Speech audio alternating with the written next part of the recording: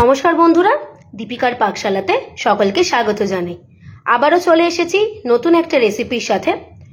কম বেশি অনেকের বাড়িতেই কলা শেষের দিকে পড়ে পড়ে নষ্ট হয়, তো সেই পাকা কলা দিয়েই আজ আপনাদের সাথে শেয়ার করব মজাদার একটি রেসিপি। সেটি হলো পাকা কলার মালপোয়া। তো আসুন দেখে নেওয়া যাক আমার আজকের এই রেসিপিটি। পাকা কলার মালপোয়া বানানোর জন্য আমি এখানে নিয়েছি পাকা কলা।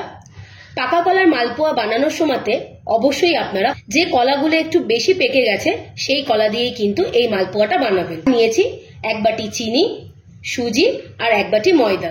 কলাগুলোর ভালো মতো খোসা ছাড়িয়ে নিয়েছি। এবার এগুলোকে মিক্সার জারের মধ্যে দিয়ে দেব। আমরা আজ এখানে সিঙ্গাপুরি কলা ব্যবহার করেছি। আপনাদের কাছে যেরকম কলা অ্যাভেলেবেল থাকবে আপনারা কিন্তু সেই রকম দিয়েই রেসিপিটা বানাতে পারবেন। সমস্ত কলা আমার ভালো মতো ছাড়িয়ে নেওয়া হয়ে গেছে। তবে আমি এই কলার খোসাগুলোকে কিন্তু ফেলে দেব না।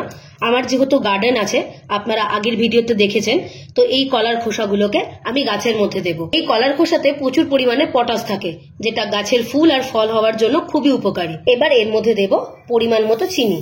কলার মিষ্টতার অনুপাতে কিন্তু আপনারা চিনিটা ব্যবহার করবেন। আমি এখানে পুরো আজ 1 কাপের থেকে একটু কম চিনি ব্যবহার করেছি। কলা আর চিনিটাকে ভালো করে মিক্সার গ্রাইন্ডারের মাধ্যমে ব্লেন্ড করে নেব। কলা আর চিনির পেস্ট ভালো মতো তৈরি হয়ে গেছে। এবার এটাকে আমি একটা বোলের মধ্যে ট্রান্সফার করে নেব।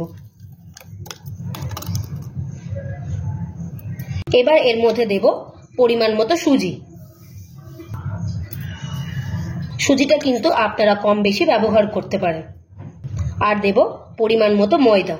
ময়দার পরিমাপটাও আপনারা আপনাদের মতন করে ব্যবহার করবেন। আমি এই কলার মালপোয়া বানানোর জন্য 1 বাটির থেকে কম সুজি আর পুরো 1 বাটি পরিমাণ ময়দা ব্যবহার করেছি।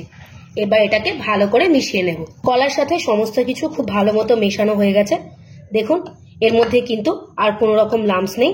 এবার এর মধ্যে দেব পরিমাণ মতো দুধ। আমি এখানে রুম টেম্পারেচারে রাখা দুধ ব্যবহার করেছি। তবে পুরো দুধ একবারে ব্যবহার করব না, অল্প অল্প করে দুধ দিয়ে ব্যাটারটাকে মেখে নেব। আপনারাও যখন বাড়িতে মালপোয়া বানাবেন চেষ্টা করবেন দুধটাকে অল্প অল্প দেওয়ার। আবারও দেব সামান্য পরিমাণে দুধ। আবারও দুধের সাথে ভালো করে মিশিয়ে নেব। ব্যাটারটা খুব ভালো মতো মেশানো হয়ে গেছে। আপনারা ব্যাটারের কনসিস্টেন্সিটা দেখলেই বুঝতে পারছেন। আমি কিন্তু এখানে এখন একটু দুধ রেখে দিয়েছি। এবার দেব মৌরি। মৌরির সাথে আবারও ব্যাটারটাকে খুব ভালো করে মিশিয়ে নেব। আর দেব খুব সামান্য পরিমাণে একটু লবণ।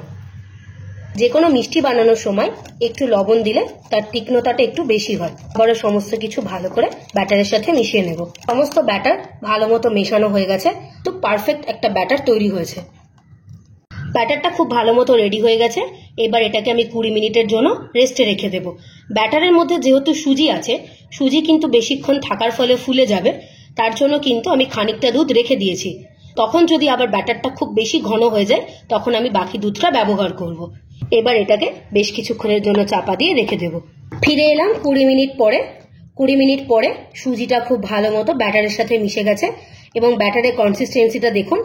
আগে যেরকম একটু পাতলা পাতলা লাগছিল, এখন কিন্তু বেশ খানিকটা ঘন হয়ে গেছে।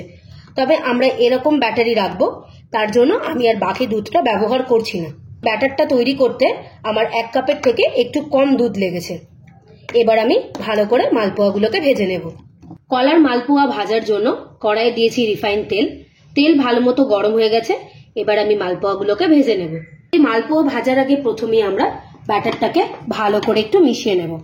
আপনারা যখনই তেলে মালপোয়া ছাড়বেন তার আগে ব্যাটারটাকে এরকম ভাবে একটুখানি খুঁড়িয়ে নেবেন।